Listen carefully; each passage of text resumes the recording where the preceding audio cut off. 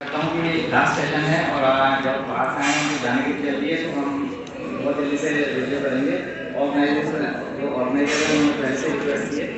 तो मैं डॉक्टर दीपक शर्मा एक होम्योपैथिक फिजिशियन के साथ साथ एक एजुकेटर भी हूँ। हमेशा हर साल 15 बच्चों को मैं जरूर पढ़ाता हूँ फ्री ऑफ कॉस्ट। ये हमारी क्लिनिक की एक चेन है और बहुत वर्ल्ड वाइड में काम कर रहे हैं। जो रेस्टोरेंट्स हैं बहुत सारे जो हमारी क्लिनिक को संभालते हैं। सो स्टार्ट करते हैं डॉक्टर एम एन सर के प्रोग्राम के साथ इनको नमन करते हुए। पीसीओएस और पीसीओडी के बारे में सिर्फ इतना डिफरेंस है कि एक डिजीज है और एक सिंड्रोम है। डिजीज का मतलब ग्रुप ऑफ सिम्टम्स और सिंड्रोम का मतलब ग्रुप ऑफ डिजीज है। तो बहुत सारे लोग जो इसमें कंफ्यूज हैं कि पीसीओएस और पीसीओडी क्या है, तो इसका एक सिंपल सा आंसर है कि एक डिजीज है और एक सिंड्रोम है। पहले डिजीज बोला जाता था, अब उसको सिंड्रोम बोला जाने लगा है। बहुत छोटी छोटी क्लियर बातें बताऊंगा जो बहुत कॉमनली हम लोग प्रैक्टिस में मिस करते हैं। जैसा कि जब हमारे पास अल्ट्रासाउंड आता है पीसीओएस का, तो हम लोग क्या करते हैं, इंप्रेशन में जाते हैं, देखते हैं कि वो पीसीओएस, लेकिन हम उसके स्लाइड को नहीं देखते। तो स्लाइड की प्रेजेंटेशन जो सिस्ट की है वो ऐसी पेरिफेरी में होनी चाहिए।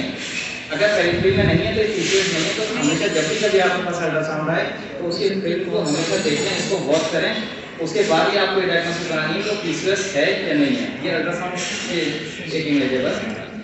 एपिडेमियोलॉजी ऑलरेडी इंक्रीज करते जा रहे हैं। जो डेडलाइन की चीज़ें हैं वही प्रोमिनेंट है। जो ये डाटा है 9.13 का, ये 2018 का है। उसके बाद से अब तक कोई लेटेस्ट डाटा इंडिया को लेकर के नहीं है। हो सकता है कि अब ये शायद 15% को भी क्रॉस कर दिया हो, जिस हिसाब से पीसीओएस चल रहा है। रिस्क फैक्टर में सब लोग जानते हैं डायबिटीज भी है, विटामिन डी डेफिशिएंसी भी, स्ट्रेस भी है, लेकिन ओबेसिटी और इरेगुलर यूज ऑफ ओसीडी जो हमने अपनी स्टडी में पाया, ओबेसिटी इसका कॉज नहीं है। पहला मानते थे ना कि मोटे हैं तो पीसीओएस हो सकता है, लेकिन अगर नहीं है पतली जो लेना फिर है उसमें पीसीओएस हो सकता है। तो ये क्वेश्चन मार्क आ गया। और इरेगुलर यूज ऑफ ओसीडी हमने अपनी स्टडी से दिया है। ओसीडी मतलब irregular use of oral contraceptive pills का यूज होना हमारी इंडिया के अंदर बहुत ज़्यादा कॉमन है। हर एक फीमेल किसी न किसी त्योहार के लिए, कहीं ट्रिप के लिए कोई ना कोई ओसीपीज का यूज जरूर करती है, जिसकी वजह से भी पीसीओएस होता है। इस बात को इसलिए यहाँ पे हमने क्वेश्चन मार्क और रेड लाइन में रखा है क्योंकि मैक्सिमम टाइम हम लोग केस टेकिंग के अंदर ये चीज़ें भूल जाते हैं।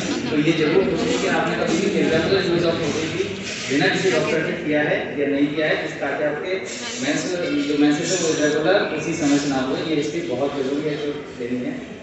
फाइनेंस सेंटर आपको सब मालूम है, ये स्टडी है छोटी सी, हमारे 7 ब्रांचेस की, और ये 2011 से लेकर के 2017 तक कंडक्ट की गई थी। आप लोगों को बता दो कि स्टडी अभी भी चल रही है, लेकिन 2017 में हमने डाटा जब हमने पब्लिश करने की कोशिश करी तो हमें बायोस्टैटिक्स के बारे में और सब कुछ मालूम पड़ा। तो हमें पता लगा कि हमें अभी और कुछ नीड है करेक्शन करने की। तो जो हम नेक्स्ट डाटा है वो पूरे पीयर रिव्यू जर्नल के साथ 2025-26 में जरूर लेकर के आएंगे। लेकिन ये 2011 से लेकर के 2017 तक हमारे 7 ब्रांचेस में की गई स्टडी है, जिसमें लगभग 164 केसेज, 246 केसेज में से 164 केसेज जो है वो बहुत अच्छे से ट्रीट किए गए। 58 केसेज उस समय तक रनिंग थे 2017 तक। 8 केसेज और अनट्रीटेड, क्योंकि सेटिस्फेक्शन नहीं था, किसी को इन्फेक्शन था या कोई बहुत जल्दी में था कि हमारा ट्रीटमेंट बहुत जल्दी होना चाहिए। और 6 केसेज मैंने रिफर किए। रिफर करने का हमारे यहाँ पे हमारी क्लिनिक का मतलब होता है कि किसी हायर सेंटर का मतलब है किसी होम्योपैथ से, मतलब मेरा सीनियर है। मैं कभी भी कोई भी हमारा रेफरेंस है किसी भी दूसरी स्ट्रीम की मेडिसिन में भेजता, क्योंकि मैं सब कुछ नहीं कर सकता। तो मैं क्या करता हूँ कि जो भी मेरे होम्योपैथ सीनियर हैं या मेरे हो सकता है जूनियर ही कोई इसका अच्छा काम करते हैं, मैं उन केसेस को हमारे ऊपर करता हूँ। मैं कहीं और होम्योपैथी के अंदर ही रखता हूँ, होम्योपैथी से बाहर जाने नहीं देते। तो ये एक छोटा सा डाटा है, ये इसका ग्राफ हमारी तरफ से। और मेन चीज़ क्या है जो आज हम लोगों को सीखनी चाहिए कि medicine, treatment, diet plan, exercise और काउंसलिंग, इसमें से किसी भी 3 चीज़ों के अलावा आप किसी भी पेशेंट को क्योर की तरफ नहीं ले जा सकते। आप कहेंगे सिर्फ होम्योपैथिक ट्रीटमेंट देंगे पेशेंट ठीक हो जाएगा, थोड़ा प्रैक्टिकली पॉसिबल नहीं है। डाइट प्लान को आप एज्यूम कर सकते हैं, एक्सरसाइज को एज्यूम कर सकते हैं, काउंसलिंग को भी एज्यूम नहीं कर सकते। इन 4 क्राइटेरिया में से आपको कम से कम 3 क्राइटेरिया फॉलो करने पड़ेंगे, तभी जाकर के पीसीओएस या पीसीओडी जैसी बीमारी जो है उसमें होगी। हो सकता है सारी लाइफस्टाइल डिजीज के लिए ये चारों चीज़ें सबसे मेन है। डायग्नोस्टिक टूल क्या है? अगर पीसीओएस को डायग्नोसिस की बात करें तो कोई भी एक सिंगल टेस्ट डायग्नोसिस नहीं कर पाता पीसीओएस के लिए, उसके आपको हार्मोन टेस्ट करने पड़ेंगे। मैम डायग्नोस्टिक टूल अलग अलग क्राइटेरिया होते हैं। वो ब्लड टेस्ट भी हो सकते हैं, हार्मोन टेस्ट भी हो सकते हैं, वो इन्वेस्टिगेशन में रेडियोलॉजी भी आ सकती है और बहुत सारे अलग मार्कर्स भी हैं। अब आपको बता दूं कि मैक्सिमम जब ब्लड टेस्ट कराते हैं तो हमारे पास LH, FSH, PSH और प्रोलैक्टिन ये हार्मोन सबसे मेन होते हैं और इस सेकंड डे पे कराने चाहिए। सेकंड डे पे भी कब कराने चाहिए? सुबह 8 बजे से पहले का सैंपल होना चाहिए। बहुत मैक्सिमम लोग हम लोग अभी ये गलती कर रहे हैं कि नंबर 1 तो हमें ये नहीं पता कि सेकंड डे कौन सा है और सेकंड डे के मालूम काफी मालूम हो तो हमें ये नहीं पता कि अगले दिन कब सैंपल लेना है। ये सबसे मेन चीज है कि जब भी आप कभी LH, FSH या कोई भी ऐसे हार्मोन चेकअप कराएंगे तो मेंस्ट्रुएशन के सेकंड डे के साइकिल पे कराएंगे। अब मैक्सिमम कॉन्फ्रेंस जहाँ पे जाता हूँ या पढ़ाता हूँ तो मैक्सिमम लोगों को सेकंड डे की कंफ्यूजन होती है। सेकंड डे क्या है? तो सेकंड डे की डेफिनेशन मैं बता देता हूँ कि अगर मॉर्निंग में 12 बजे से आफ्टरनून में 12 बजे से पहले साइकिल आए हैं तो नेक्स्ट डे वाला जो होगा सेकंड डे होगा। अगर दोपहर को 12 बजे के बाद साइकिल आने शुरू में तो नेक्स्ट डे वाला सेकंड डे होगा। ये बात बहुत कम लोगों को मालूम है, तो हमें ये प्रेडिक्शन हमेशा इंक्लूड करनी चाहिए। इसके अलावा सिर्फ अल्ट्रासाउंड या होल एब्डोमेन अल्ट्रासाउंड या लोअर एब्डोमेन का अल्ट्रासाउंड डायग्नोस्टिक क्राइटेरिया अब बिल्कुल भी नहीं है। TBS is the main criteria, लेकिन जो इंडिया है, इंडिया के अंदर जो अनमैरिड गर्ल्स है उसमें TBS अलाउ नहीं होता, इसीलिए हम लोगों को अल्ट्रासाउंड करना पड़ता है। इसके अलावा जो इन्वेस्टिगेशन बची रेडियोलॉजी में वो है MRI एक सिंगल टूल है जो आपकी PCOS को सिंगली डायग्नोसिस करने की हिम्मत रखता है विद हार्मोन टेस्ट। हार्मोन में एक बात और बता दूं, LH और FSH की तो 1:3 होनी चाहिए नॉर्मली। अगर इससे ज़्यादा है, इससे गड़बड़ है तो ये आप PCOS की तरफ सोचेंगे। तो ये ऐसी चीज़ें हैं जो मैं आपको बताना चाह रहा हूँ जो बहुत कॉमन है, जो हम प्रैक्टिस में मिस करते हैं।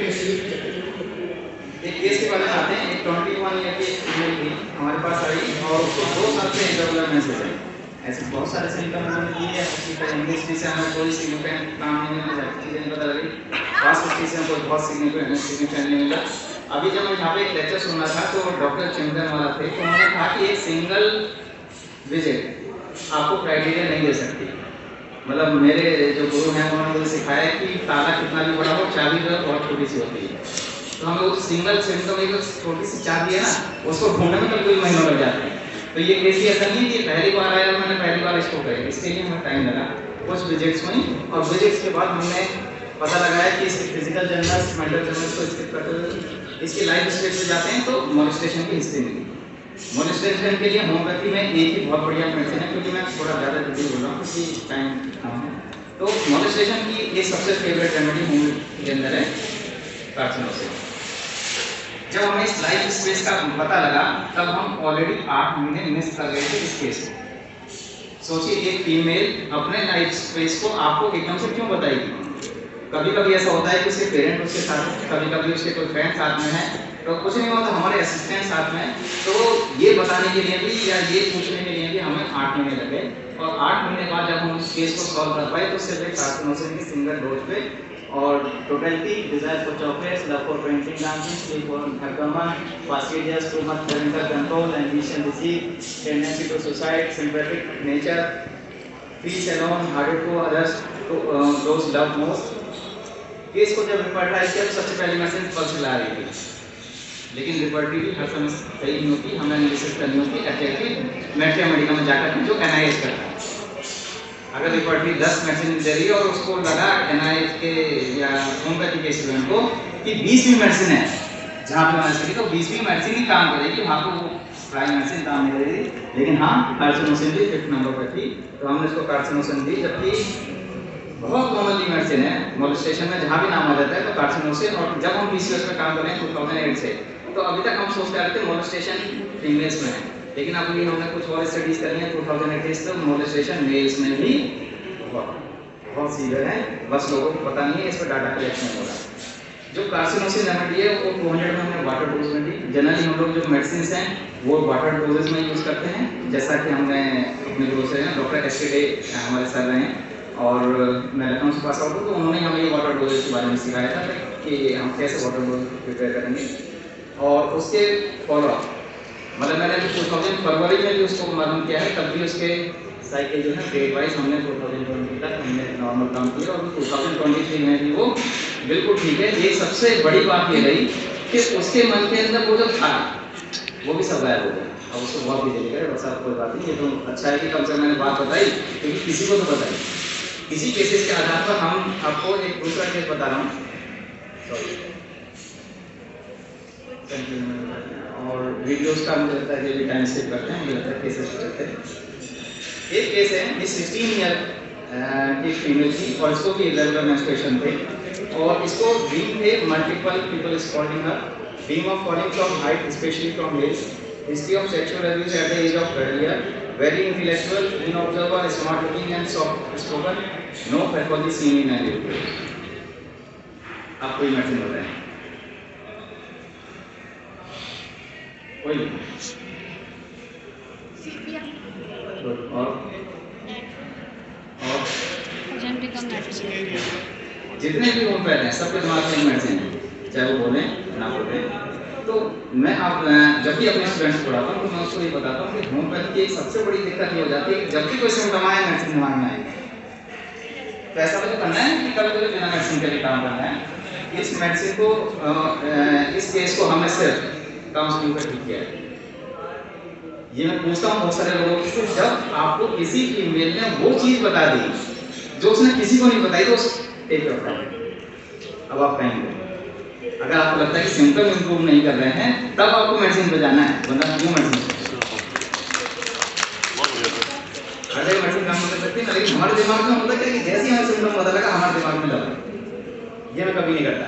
मुझे लगता है कि केस को 2 महीने 3 महीने 4 महीने वेट कर सकते हैं। हमें पता है ना लॉन्ग स्टैंडिंग लंबी बीमारी है, थोड़ा टाइम से ठीक होगी, वहाँ पे टाइम देना। आपको लगता है सिम्टम इंप्रूव नहीं हो रहे हैं तब मेडिसिन लो, और इसके जिस दिन इसने ये बताया उसके नेक्स्ट बार जो साइकिल आया वो इसका बहुत नॉर्मल था, तो हमने कहा मेडिसिन की जरूरत क्या है? हाँ ऐसा थी, मैं नहीं कह रहा हूँ ऐसा नहीं थी, लेकिन मेडिसिन कॉन्स्टिट्यूशनली फिजिकली सिम्टम के आधार पर हमने कोई भी मेडिसिन सेलेक्ट करी। मैं अपनी स्टडीज में ऐसे केस इसलिए रखता हूँ ताकि हमें पता लगे कि हर समय मेडिसिन पर काम नहीं करना है और इसके अलावा भी कुछ सोचना है। एक और case 22 year unmarried female came with already diagnosed case of PCOS with following complaints: excessive white discharge per vagina, बहुत foul smell in adultery, aggravation की night consistency, thick jelly like color, white presenting complaint में अगर ऐसे symptom मिले तो कौन हो सकता है? एक कोई होम्योपैथ या कोई डॉक्टर ही हो सकता है। तो excessive itching in vagina, aggravation night और इवनिंग, ये वही है जो उन्होंने बताया। Irregular menses since 6 month, 15 days cycle, character bright red toe और प्रोफ्यूज। एसओपीसी बहुत सारी दी हमने फिजिकल जर्नल के आधार पर, मेडिकल जर्नल के आधार पर इनको रिपर्टराइज किया और उसमें aversion, indifference, mental exertion, desire for night, restlessness, sadness, suspicion, जो भी हम इकट्ठा कर सकते थे हमने किया और इसके आधार पर मेडिसिन को बता सकता है। बहुत बढ़िया, ठीक है। अब बताओ, ये मेरा बना हुआ फेक केस नहीं है, पहली बात ये उस पेशेंट का बनाया हुआ फेक केस था जो कि वो मॉडिफिकेशन। आज की लाइफ में सबसे बड़ी प्रॉब्लम ये हो गई है कि हर पेशेंट एक मैनिपुलेशन करता है डॉक्टर के साथ। इस मैनिपुलेशन को पकड़ना भी डॉक्टर्स का ही काम है कि कहाँ गड़बड़ हो रही है। अगर आपके फिजिकल सिम्टम और उसकी पल्स मैच नहीं हो रही है, इसमें मतलब कुछ गड़बड़ है। मतलब हम लोग जब काम करते हैं तो हम पल्स को देखते हैं बहुत अच्छी तरह से, डॉक्टर एस के डेस ने सीखा है। तो जब पल्स कुछ और कह रही है और सिम्टम आपके कुछ और कह रहे हैं तो क्या हो सकता है? तो ये बहुत जरूरी है कि आपको ये वेरिफिकेशन करना कि इन्वेस्टिगेशन क्या कर रही है, पेशेंट क्या कह रहा है और हमारी मैथमेटिक्स क्या कह रही है। तो ये फेक केस में था, उस पेशेंट के अकॉर्डिंग उसने मॉडिफिकेशन करके केस को बताया। जब हमने उसकी हिस्ट्री ली और जाए तो मैंने उसको पल्स देखकर देखा, मैंने कहा बेटा यहाँ इस सीट पर बैठ के झूठ बोलना अच्छी बात नहीं है। And you believe she is a homeopath, क्योंकि बताना नहीं चाहे। अभी आएंगे उसी बात पे। ये जब उसने अपने कॉलेज में बात की, अपने कॉलेज में केस बताया जो उसको समझ ही नहीं पा रहे थे, तो उसने कहा कि मैं कैसे बताऊं। लेकिन जब मैंने ये कहा कि जो तुम बता रही हो वो गलत है, तो उसकी आंखों से आंसू आए। उसने बताया बहुत कुछ, अपनी पूरी लाइफ हिस्ट्री बताई और मेडिसिन वॉज अर्जेंटल नाइटिका। और ये केस उसने खुद ही मुझसे कहा है, ये सबको पता होना चाहिए। ये वीडियो बस एक ही वीडियो चला रहा हूँ, ये जरूरी है आपको सुनना। मैं ऑफिस ट्रेनिंग का अनुभव आज आपके साथ शेयर करना चाहती हूँ। एक्चुअली मेरी प्रॉब्लम प्रॉब्लम स्टार्ट हुई थी अगस्त से। मेरे जो पीरियड्स थे वो बहुत ज़्यादा इरेगुलर हो गए थे, मतलब मुझे एक्सेसिव ब्लीडिंग होने लगी थी। मुझे जो मेंसेस थे वो 21-21 दिन तक रहने लगे थे। वो बहुत फ्रिक्वेंटली आ जाते थे कि 15 दिन में मेंसेस आ जाते थे और आने के बाद वो 21 दिन में ख़त्म होते थे। तो that was intolerable for me कि मैं कैसे झेल रही थी, मुझे पता था।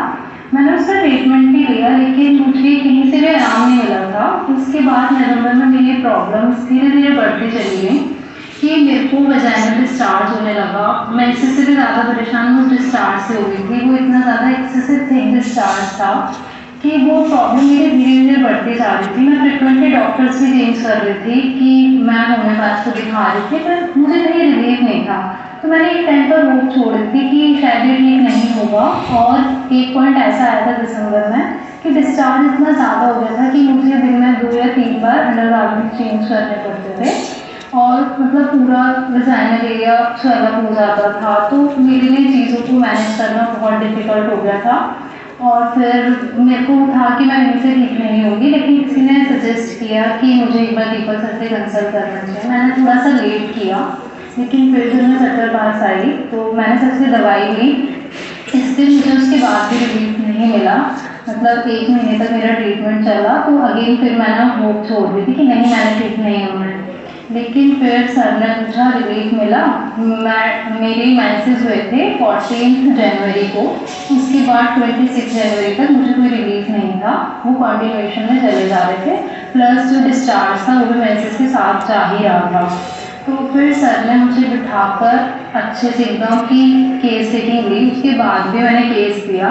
फिर सर ने मेरी पल्स फील की। उसके बाद सर को पता लगा कि मैंने जितनी केस टेकिंग दी थी उसमें मैंने सब कुछ झूठ बोला था। और आई कम्प्लीटली एग्री कि मैंने जो सबको बताया था केस टेकिंग के टाइम पे वो सब कुछ झूठ था, क्योंकि कुछ चीज़ें थी पास की कि हाँ कुछ इमोशनल ब्रेकडाउन थे या समथिंग कुछ भी जिनसे मैं बाहर आ चुकी थी। तो मुझे लगा कि वो नहीं बताने चाहिए या वो चीज़ें रिलेट नहीं करती।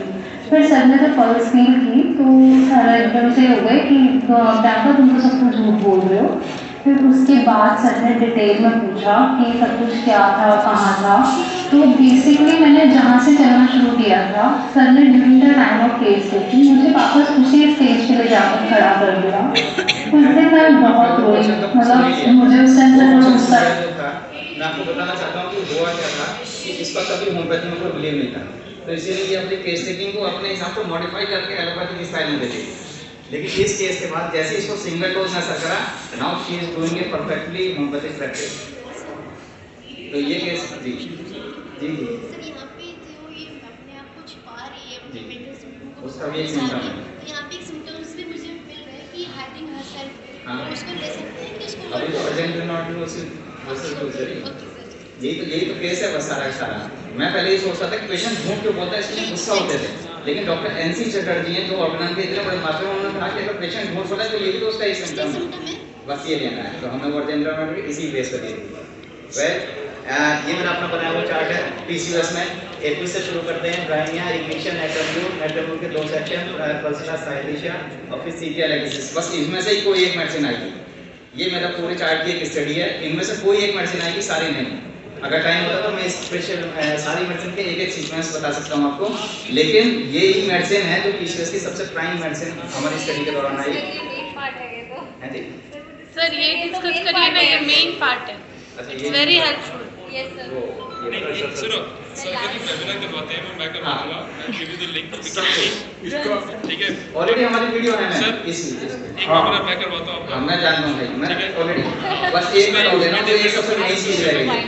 सबसे एक मेन चीज रह गई है कि आपको ये एक जो मैनेजमेंट है सबसे मेन करना है कि किसी भी पीसीओएस के पेशेंट को मिल्क और व्हीट इसको स्टॉप करना है। और बस खत्म करते हैं। इस साइड से हर एक फीमेल से रिक्वेस्ट है कि अपने यूट्रस को हर्ट होने से बचाओ, उसको बेचारे को थोड़ा रेस्ट भी दो। आज के टाइम के लिए ये यूट्रस की इमेज है जो हर एक टाइम में शो करता हूँ। So thank you so much, thank you.